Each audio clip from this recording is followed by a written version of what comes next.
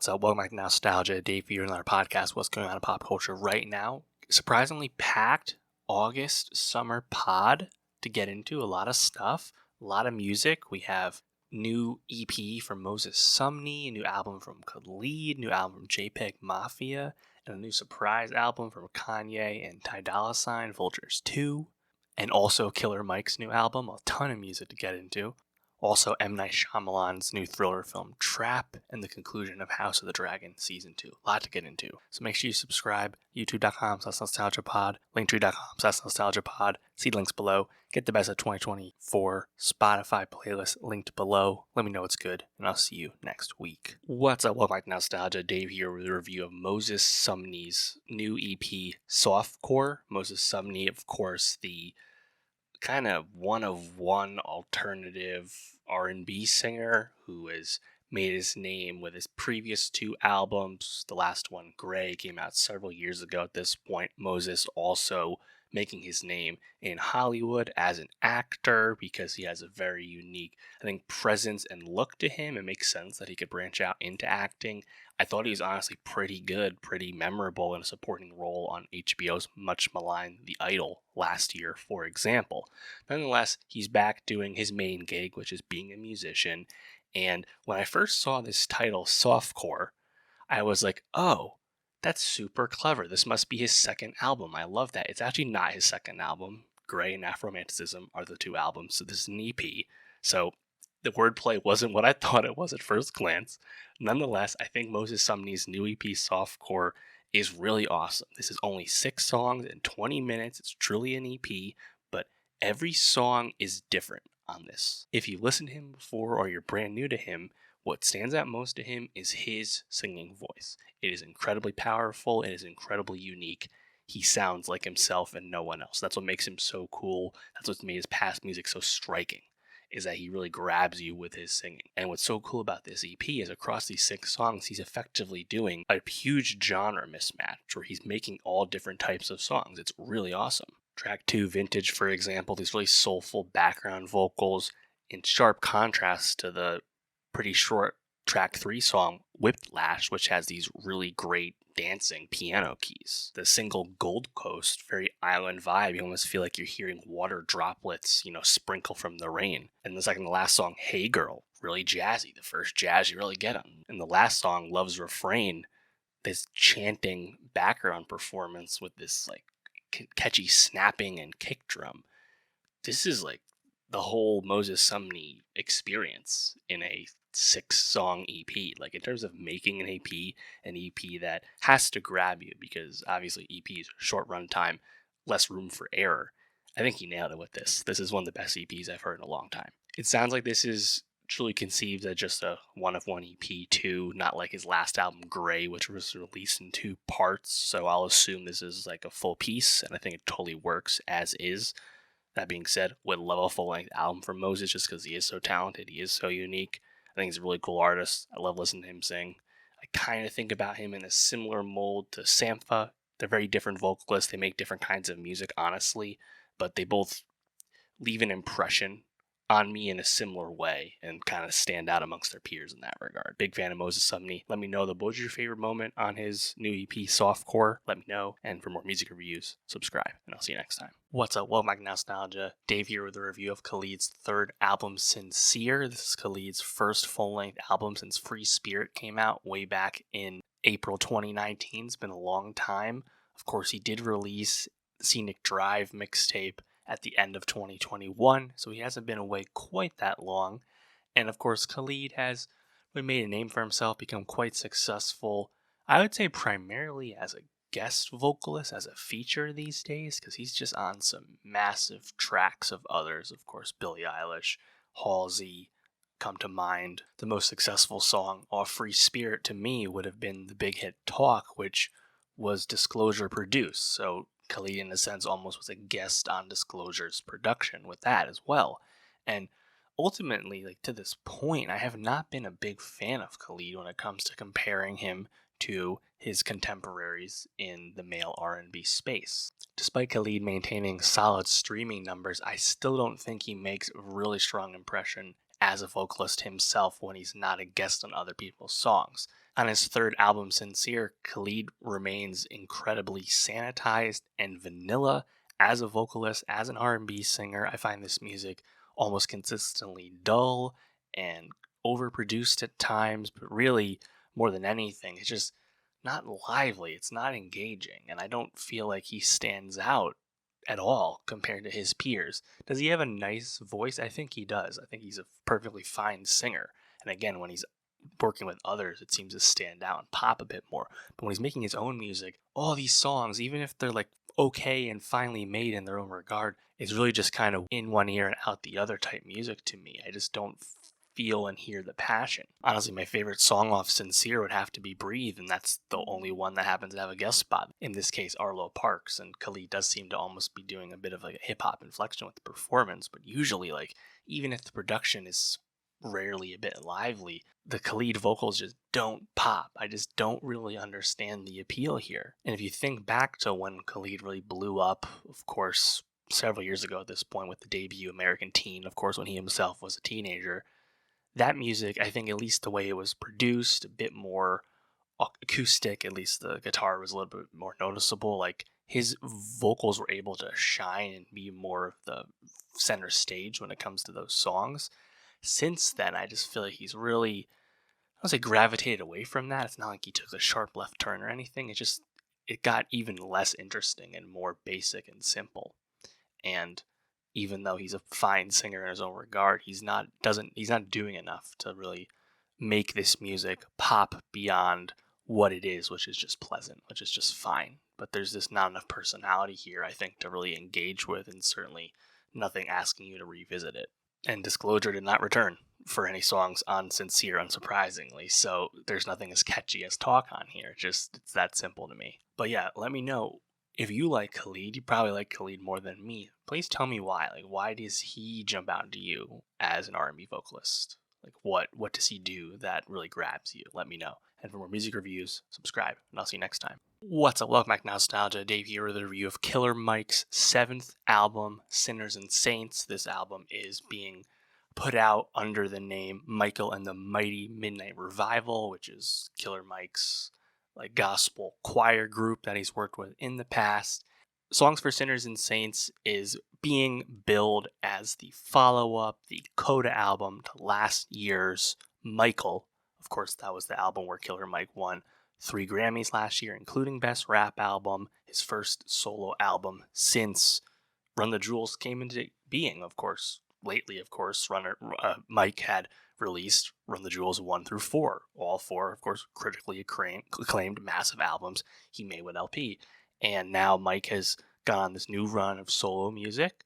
And I would say Songs for Sinners and Saints is just more Killer Mike solo music in a good way. It definitely feels like the sequel to Michael, so it doesn't really stand alone or do anything that you didn't really hear him already kind of doing on Michael last year. But Songs for Sinners and Saints is still really great. 10 songs, 39 minutes, all of these go. I think interestingly enough was that some of these songs he has kind of brought in or remixed into from Michael, notably the song Slumber for Junkies. It's a 10-minute mismatch of sorts from the song Slumber and Summer for Junkies off Michael. I was a bit surprised that it wasn't quite as gospel-y and church choir involved as the album was presented to be. There's still plenty of just standard like Atlanta trap that of course we know Mike can do so well. It's great to hear Mike openly address the young haters he got at the Grammys last year on the song Still Talking That Shit, where Mike basically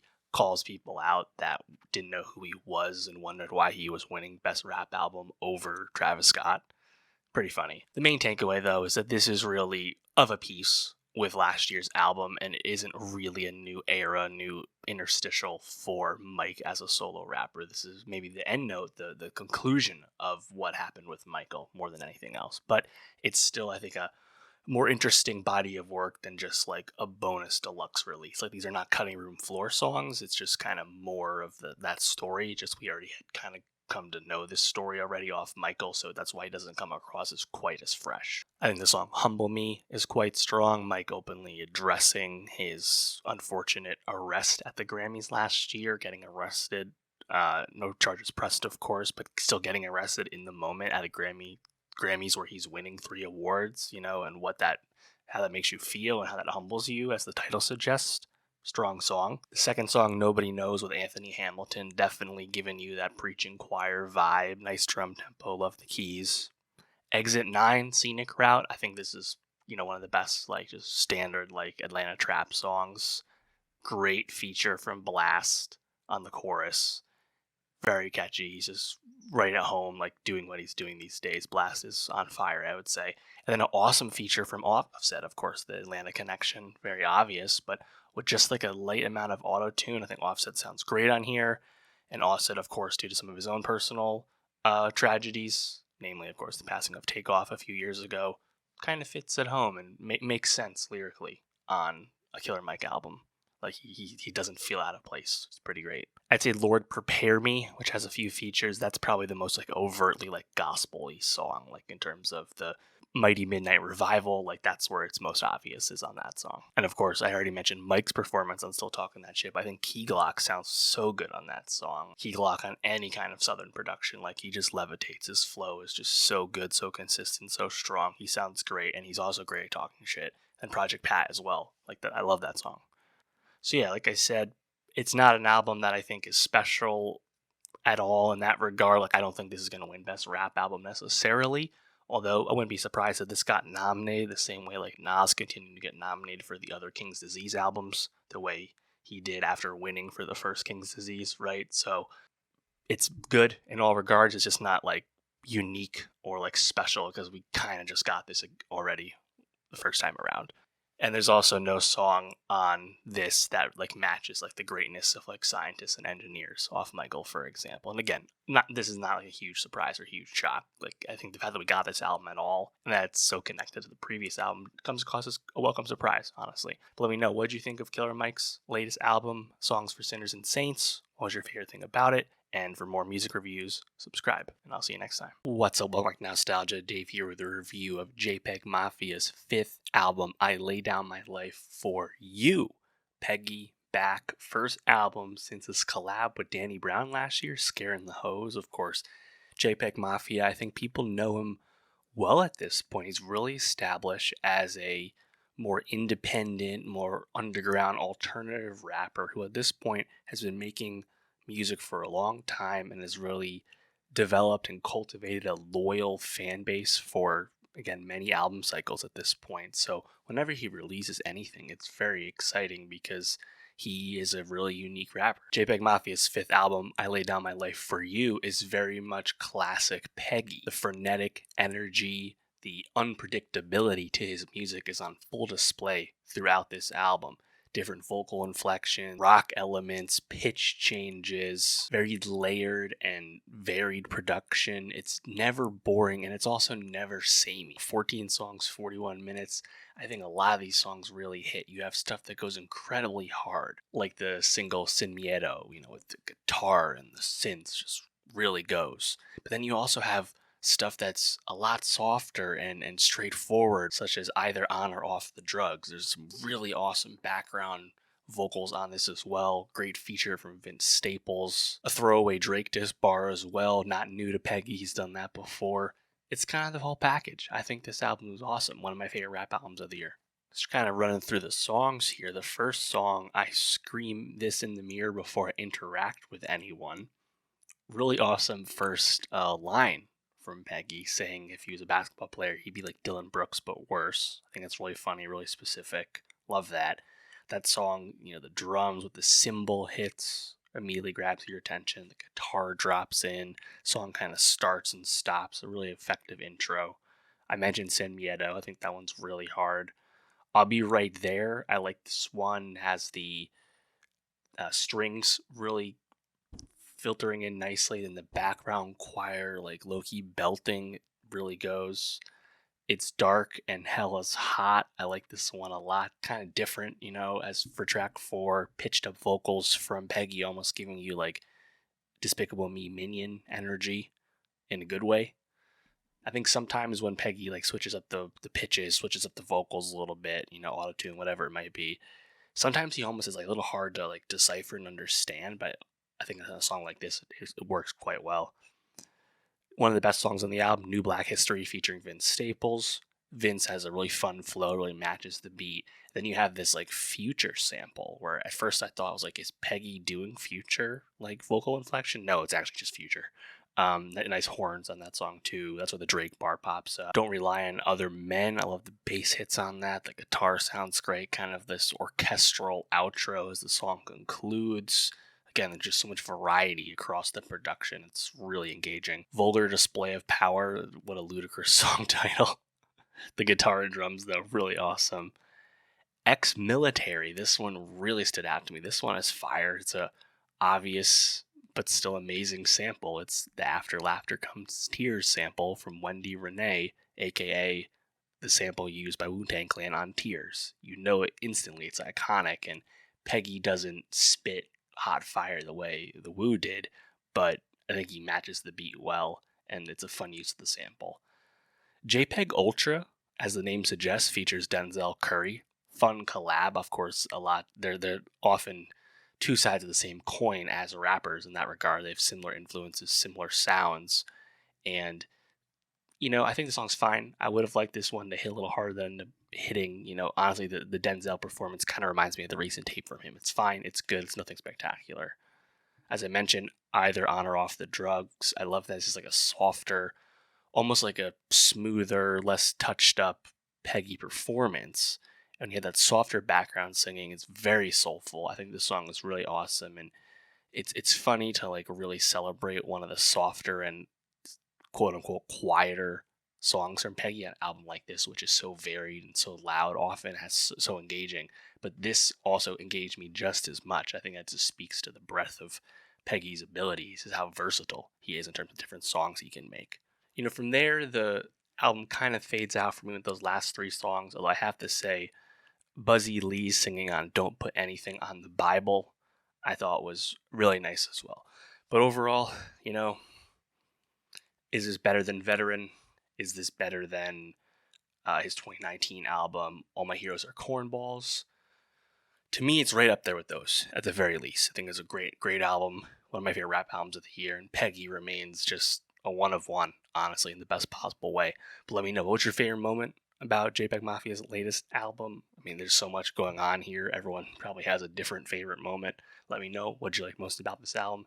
And more rap reviews, more music reviews, subscribe, and I'll see you next time. What's up? Welcome back to Nostalgia. Dave here with a review of Kanye West and Ty Dolla $ign's second collab album, Vultures 2. This is, of course, the follow-up to Vultures 1, which released this past February on Kanye's new independent label, Yeezy, spelled Y-Z-Y. Vultures 1, for the most part, was an album I enjoyed just because it felt like more of a step in the right direction for Kanye following a lot of poor efforts over his last few releases. And the Ty Dolla $ign creative partnership that Kanye has developed was something, and is something, I'm pretty positive on. They feel like a good match. Both of them have worked and made collab albums with others over the past, years in their career. But Ty is able to really adeptly help fill out and fully complete a lot of the songs that we know Kanye just hasn't been able to like fully commit to the past few years. Like the fact that Ty can occupy half of a song and therefore Kanye doesn't have to write as many bars really has gone a long way with this era of Kanye West music. Vultures 2, of course, was announced to be coming out on March 8th, roughly a month after Vultures 1, with Vultures 3 supposed to come out in April. Obviously, that didn't happen. If you actually expected Kanye to release an album on time at the first date he mentioned, you must be new here. Nonetheless, we finally got Vultures 2 in August. The fact that it actually did come out is pretty cool, I suppose, because I wouldn't have been surprised if this never came out and Vultures just ceased to exist after the first project. Vultures 2 still does not include the previously teased Everybody song featuring the Backstreet Boys sample that we had heard in the lead up to Vultures 1. That song is still not here, of course.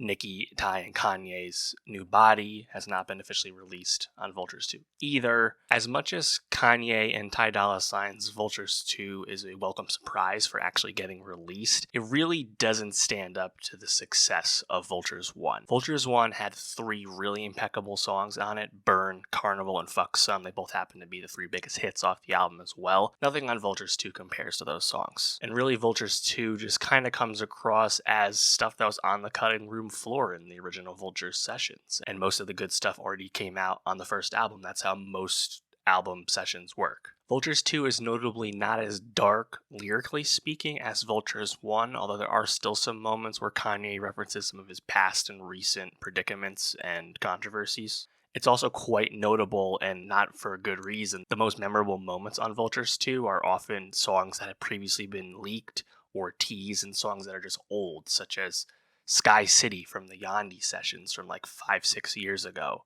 or 530 that originally was on a Donda 2 track list over 2 years ago.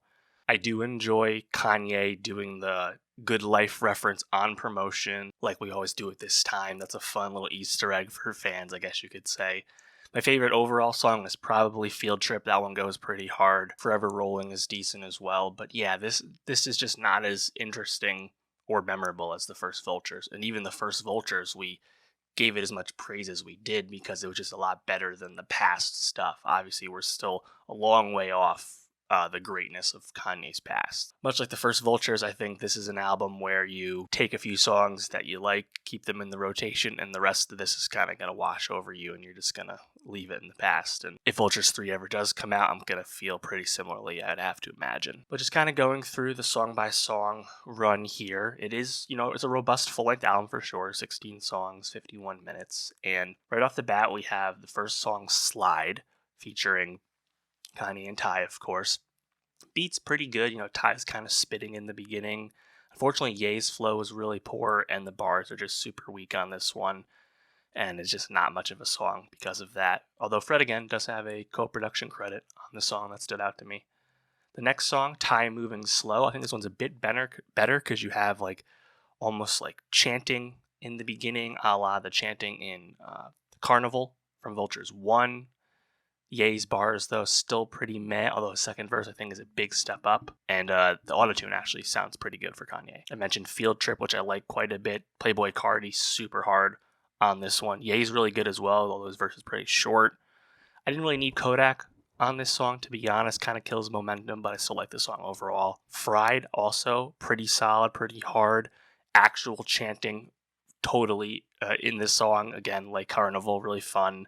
The bass starts really hitting, but Kanye's lyrics are definitely groaners. There's a lot of the kind of misogynistic, explicit, sex rap from Kanye, and it's just really tough to listen to sometimes. I don't know if he gets quite as offensive, as he did on Vultures 1, but a lot of times he just can't help himself with just saying really cringy, nonsense stuff that happens to be about women's bodies for the most part. I mentioned Promotion because of the, Easter egg from Kanye, just kind of, using good life lyrics. It's fun as a fan. But Future on this song sounds great. Ty, also awesome with some doubling vocals, really floating, honestly, in the beginning of the song. Kanye also sounds pretty good on it with a higher inflection, a higher register. Got some nice organ drop in on this song. Husband, which is just a Kanye song, just written and produced by Kanye as well. It's just him singing, and it's subject matter I don't need to hear from him, honestly. It's just not fun, and he's just not the right messenger for this kind of song at this point, let's be honest.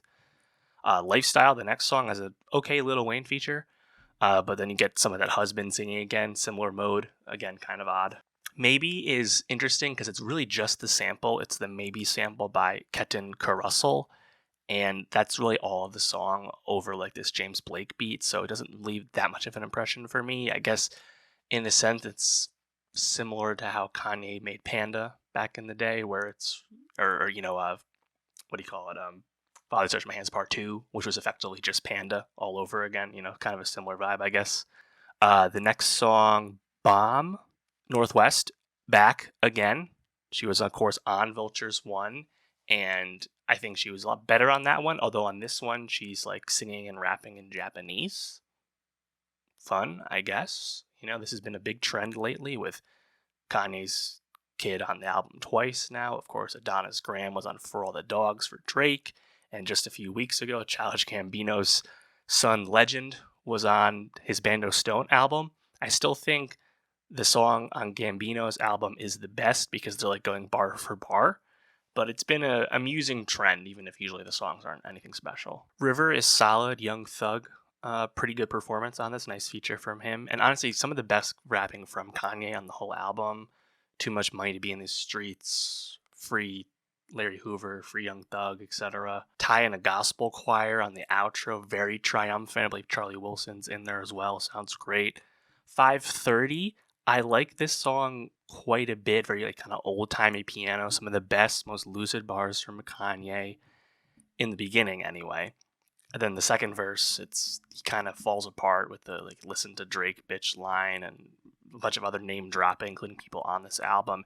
Then you realize, oh wait a minute, this is actually exactly the same version that had previously leaked that had been teased on a March 2022 Donda 2 soundtrack or track list rather. So 5:30 is actually an old one, and it's again noticeable that some of the oldest songs on this album are the best. Dead I like quite a bit. Future went super hard as a classic trap beat. The Diamonds Are Dancing on this one.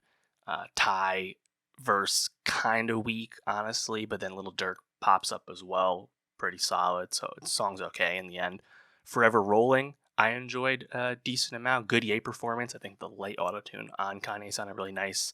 And then you have Little Baby and Ty Dolla $ign going bar for bar in a fun way. That brings us to the second to last song, Sky City, which again stands out because it's old. This is a song from the like 2018, 2019 Yandi album sessions. This had previously been leaked more recently. And the fact you can tell it's old because it features Designer and 070 Shake, former Good Music members who fell out with the label, fell out with Kanye, right? The fact that they're on this tells you how old and dated this is.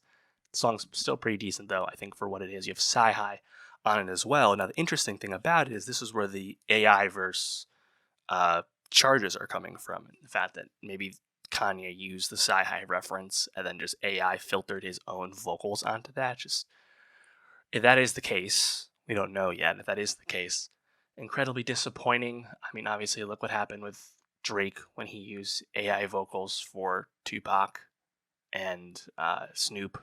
You know, it's in really poor taste, but to do it for your own vocals just comes across as rampant laziness. Like, how do you delay an album for months and still put out a song like that? And then the last song, you have My Soul, which is really kind of two distinct parts. The beginning is Kanye kind of ranting about things that have happened to him, such as being dropped by Adidas and whatnot. It really rings kind of hollow because I think he addressed a lot of his controversy and recent hiccups much more eloquently on Vultures 1. So this coming back to doing it this way just doesn't come across that well.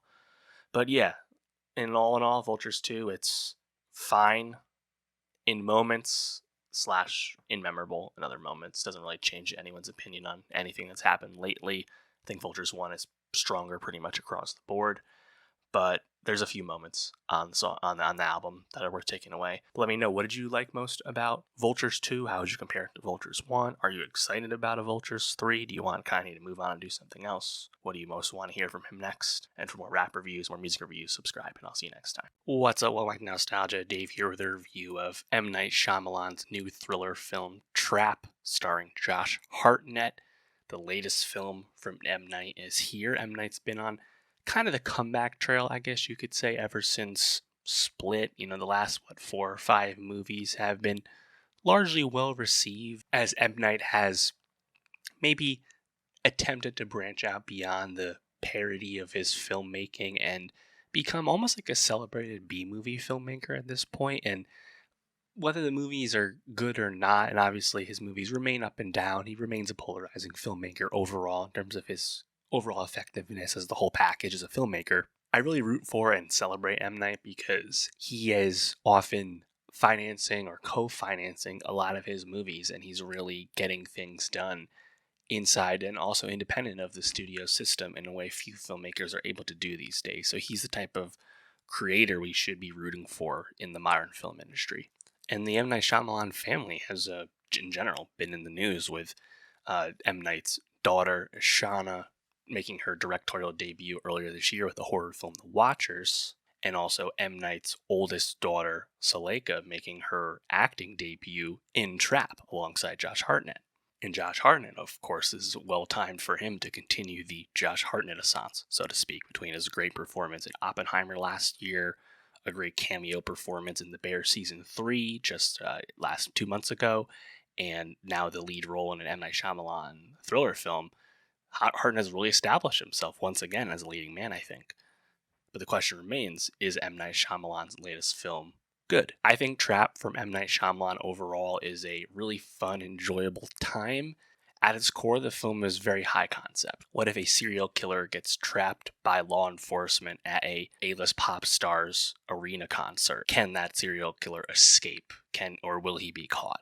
That's a really tight premise, kind of a classic M. Night framing of a film. And I think that first part of the setup really works. Hartnett's performance, very committed throughout the entire time. Unfortunately, Trap falls a bit short as the movie progresses, where the plot progression gets incredibly contrived and starts to really strain belief. I still enjoyed the ride, so to speak, as the movie progresses through Act 2 and concludes, whereas I was really digging the beginning and the setup of the movie. I just think the execution at the end, plot kind of falls apart. There's some elements with Hart's character, his motivations, his past that isn't fully developed enough to, I think, to totally work, totally land. But I just think for what this movie is, it was still pretty enjoyable. As I said, I think the setup really works. You know, Hartnett clearly this dad who's trying to make it up to his kid and be a good dad, right? Taking her to a concert, they're sitting on the floor, and you can tell he's a bit shifty, but putting on a show for his daughter, trying to be a good dad. And I think all that like really works. I think the kind of issues with the movie start to arise where, you know, obviously Hartnett's character realizes there's this scheme, learns about this scheme to trap and basically interrogate every adult man at this concert, 3,000 plus of them. And the FBI and law enforcement are gonna find them because they got tipped off that this butcher serial killer that they've been tracking is actually at this concert. And the issue, I think, is that I don't know, like it just starts getting quite unrealistic. And like obviously you're willing to let things go with a movie. I certainly am. I didn't hurt my enjoyment, but I think things start to really add up in terms of like it being kind of unbelievable. Hartnett's character just has a lot of freedom of movement as he's really trying to figure out where to go, and he doesn't seem to ever be noticed, which kind of stands out even amongst a crowd. You know, he's around 20,000 people, but still, I don't know. Like there's some issues like where he's ducking into a kitchen, grabbing an apron when he's pickpocketing the merch sales guy and going out back. Like there's just ways he would have been caught. I feel like that we just kind of let go. Like the fact that no one noticed him fucking with the fryer in the kitchen to make an opening for himself. Like the stuff like that. I don't know. Also, the fact that he's able to tell the pop star Lady Raven's uncle in the crowd, tell him that his daughter has leukemia and therefore she should be picked for the special thing where they pick a person from the crowd to take backstage. Like obviously we've been told that the only way to escape is through the backstage, and yet they somehow make it happen. Like I don't know, it just doesn't pass the smell test. Like he uses the excuse that his daughter has leukemia, it makes up a lie. Like obviously this guy who's played by M. Night, his cameo in his movie, of course, obviously this guy would have heard those kind of stories before and wouldn't have fallen for that. Like it just doesn't add up, you know. But like obviously the movie like really like kind of gets off the rails where they get to go backstage. Then Hartnett has a one-on-one with Lady Raven. Then they get a ride to back home in Lady Raven's limo, and then she comes into his house, and they do like we're just really like kind of jumping the shark at this point. And then from there, like he's able to escape the house through the secret tunnel. He's able to escape the car and the crowd and sneak back into the house. Like a lot of that stuff, like we're just like really like skipping ahead. It feels like as a movie. Like I feel like the movie was really fixed on the core trap in the beginning. Maybe it works a little bit better. You know, I think the mommy issues, motivations or lack thereof with Hartnett, I just don't think that was fully developed enough. So like the back half of the movie doesn't really hit those emotional beats as well. And I think Suleika as Lady Raven, I think overall she did pretty solidly in a debut, although like she doesn't really have the emotional range in some of like her one-on-one scenes with Hartnett, unsurprisingly. She is a musician, so it makes sense that she was convincing as a pop star. You know, I think she's supposed to convey like a Tate McRae type music, Olivia Rodrigo-ish energy, basically.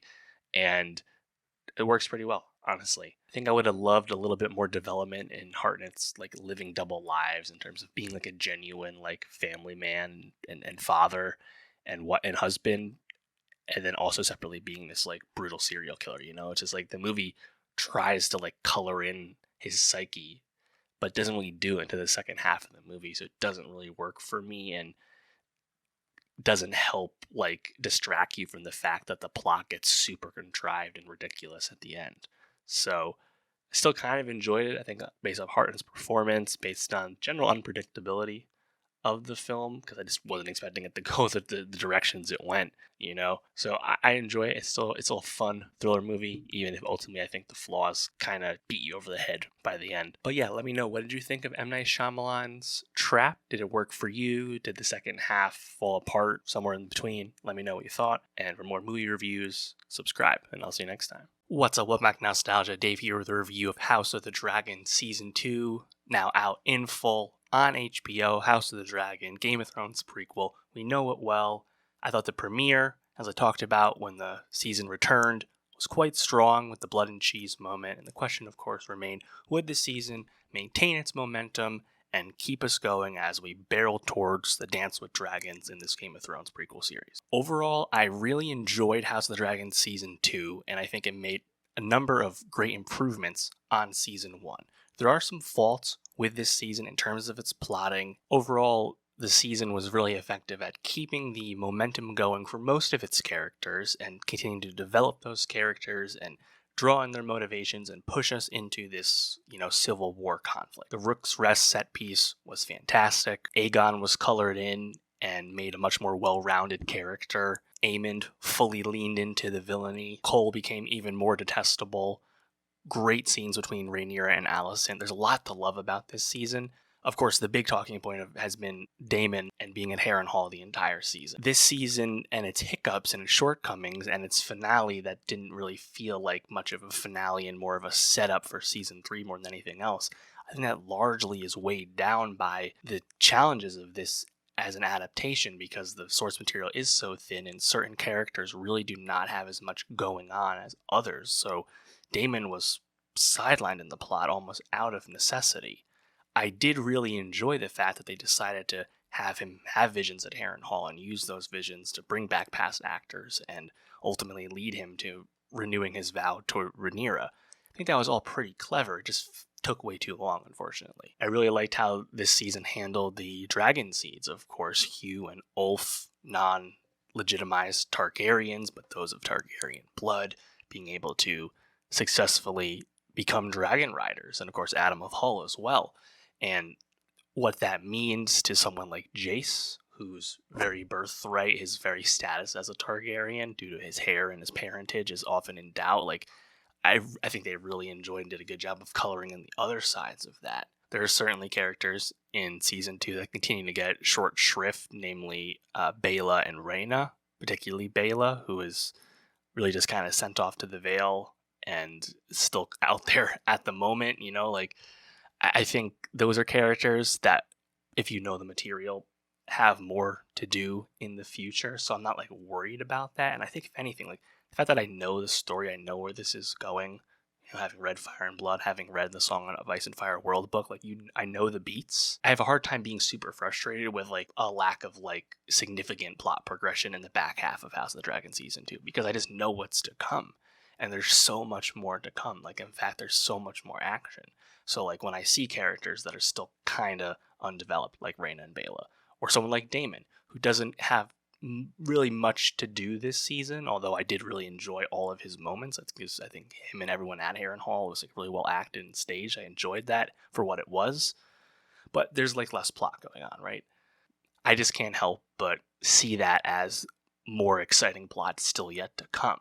And perhaps that's coping, that's carrying water. Like, I did think, again, like, I think this season still does a lot to communicate progression of a lot of character development. Perhaps if House of the Dragon Season 2 was a 10-episode season instead of an 8-episode season, we might have been able to get into that next big set piece that is now coming at the beginning of Season 3 instead. Now, this set piece, which I won't spoil, but, if you know the story, like the next big thing that happened after Rook's Rest, the next big, big event in the story. If that was to take place in season 2, I was more confident in predicting House of the Dragon as a 4-season series. Now that we know this is not happening until season 3, I'm pretty certain this will be a 5-season show. But that's fine with me, honestly, just because being in the world is so great, as we know. And also, now that A Night of the Seven Kingdoms, the Tales of Dunk and Egg series, is filming right now, and season 1 of that will be returning next year, we're actually back to Game of Thrones being in our lives every year for the next 5 years, between 5 seasons of House of the Dragon and 3 seasons of Night of the Seven Kingdoms, because there's three Dunk and Egg novellas that takes us through 2030. So in the grand scheme, we're going to be just fine. But I can definitely understand people that felt a bit let down by the end of season 2. But man, I'm just so excited for season 3. We know season 3 is going to cook. There's just so many threads to, get to, right? Of course, we spent all this time in Harrenhal. We spent all this time with Daemon rallying and securing the Riverlands men, under Oscar Tully, who made his best Lyanna Mormont impression earlier in the season. Now we're going to watch them fight and fuck up the Lannisters, right? We know the Starks are marching down. We know the Triarchy has aligned with the Crown and is going to do battle with Corlys and the Valyrian fleet. We have all these dragon riders, right? Only one dragon was lost this season, just like only one was lost in season 1. There's a lot to come. It's very exciting to me. Otto Hightower, who's, briefly shown in the finale here, will come back to the fore. Aegon and Larys have left the capital in expectation of what's to come from Rhaenyra and her forces. So there's so much fun shit to happen, I think.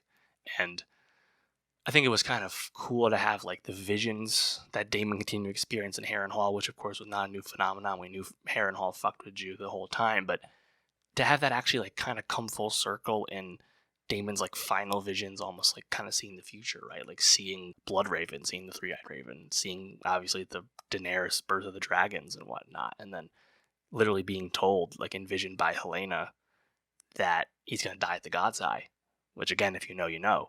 So all of that to me was and I honestly genuinely enjoyed the opportunity for Paddy Considine as Viserys and Millie Alcock as young Rhaenyra to come back to the show, as they did in a few of those flashbacks. I know a lot of people thought that went on a little too long, and I definitely think it got long in the tooth. But I think for what it was, which in the terms of the script was that Daemon was effectively, as a character, sidelined so other characters could progress and other storylines such as the Dragon Seeds could happen, whereas Daemon didn't have anything to do in that interim. I think that placeholder, which is effectively what this was kind of clever and intriguing to me. Now, I guess the counter would be maybe you just spend less time with that and spend even more time with other characters, maybe such as a Bela, so someone who could use more time. Certainly receptive to that. I think that makes some sense. And the reason you don't do that is because Matt Smith is a feature member of the cast and gets paid for every episode, whether it's in them or not, so they're probably wanting to use him. I would guess is the reason. And we didn't really skip anything in terms of plotting. I think the one battle that happened between the Blackwoods and the Brackens is the only thing that's happened there that we haven't seen. And of course, not showing every single battle in the course of the story is par for the course with Game of Thrones. As we know, it's of course a budget saving and production time saving move, of course, but also reflect back on Game of Thrones. How many battles did Robb Stark have in the books that we didn't see on the show? It's just how it goes. It's just how you have to do it. But they skipped a battle that Daemon didn't even participate in. I think it was a smart decision. And again, if you're saving a lot of budget to make sure the dragons are really great, and then you have the best dragon set piece of the series and franchise thus far, like you did with Rook's Rest, the 3-way fight, I mean, I have a hard time being too critical of the decisions. Episode 7, of course, where Hugh and Ulf successfully, bond with their dragons. That was effectively a 15-20 minute Jurassic Park episode of Game of Thrones. I thought that was absolutely thrilling and incredibly well done. And I also think, thankfully, we're kind of moved beyond some of the early hiccups that this series kind of had to establish with this kind of really complicated family tree, where we spend those 6 episodes in season 1 with the younger versions of the characters, and of course, Viserys still being alive and all that. And as a result, when you have the blood and cheese moment in the beginning of House of Dragon season 2, it's well, are we really shedding too many tears for this, young son of Helena and Aegon, who we have no relationship with? Most people didn't even know his name, right? And like even Helena's psyche, right, which is now irreparably damaged from that trauma. She's not a character we spent a whole lot of time with, so it like doesn't quite land as strongly as you'd want. I think, and even in episode 2, when you have the twin duel murder suicide of the Eric twins, right? Great fight, like fun set piece, but not characters we had super strong connection to. I think that like sentiment has largely been passed along now, and now like moving forward, when character death and like big character moments happen, we'll be connected to them. I think we saw that right at Rook's Rest with Eve's best Rhaenys. Everyone was really sad to see her go because that was a great performance and a character we would have loved to have even more with, right? I think Adam of Hull immediately really kind of ingratiated himself to the audience, and I think a lot of people really rallied behind him. It's a difficult Alicent season, and again, it kind of speaks to this adaptation where you have the co-lead of the show in a certain sense, right? House of the Dragon is sold, like on the poster, it's Rhaenyra and Alicent. It's Emma Darcy and Olivia Cook. They're like the two big stars of the show, along with Matt Smith. And yet, Alicent as a character largely gets completely sidelined from a plot perspective once Aegon is, out of commission and Aemon takes over and, takes his mother off the board effectively and sends her father away and removes him as Hand of the King. Like, that's the source material. But you have to find ways to keep Olivia Cook on the show because she's so great. And yet the character needs things to do. And like it was a struggle, I guess you could say. And the best moments ultimately, of course, were between Rhaenyra and Alicent, the two moments where they sneak away to talk to each other. Just amazing scenes. But ultimately, like, Alicent had a lot less to do this season than she certainly did in season 1. But thankfully, that'll be rectified in season 3, I have no doubt. I quite enjoyed Aemon leaning into his villainy and his lust for power. You saw that being with Rook's Rest and some really great small council scenes and showing how impulsive he is for other reasons than his brother was as king. We still didn't get introduced to Daeron Targaryen. We still didn't get introduced to Daeron Hightower yet, although we saw him flying onto Serion with the Hightower troops at the end of this finale, so we'll get him in time. Still would love to spend more time with Freddie Fox's Gwaine Hightower as well. He's primarily with Cole this season, doesn't have a whole lot going on, but looking forward to seeing more. But yeah, let me know, what did you think of House of the Dragon Season 2? Were you disappointed at the end, but still overall positive on the full season like me? What did you think? And I just think as a conclusion, I would say this finale would have been perfectly fine if it was an episode 8 in a 10-episode season, or it was just a middle episode in an 8-episode season. I think the fact that it was the finale had extra, hype put upon it by a viewer, and I understand people's unfortunate, lack of fulfillment with how it went. But what did you think? Let me know. And for more TV reviews, subscribe. I'll see you next time. All right, that's going to do it for the pod this week. Next week, also looking pretty busy, really exciting. We have the return of Industry Season 3 on HBO. I cannot wait to talk about that. New video game movie, Borderlands. We'll see about this one. Seems to have had a troubled development. New Apple movie, The Instigators, with Matt Damon and Casey Affleck. And then more music once again. Raven Lenae, Big Sean, Polo G, and most excitedly for me, Nikki. So make sure you subscribe. YouTube.com/nostalgiapod. Linktree.com/nostalgiapod. See links below. Get the best of 2024 Spotify playlist linked below. Let me know what's good, and I'll see you next week.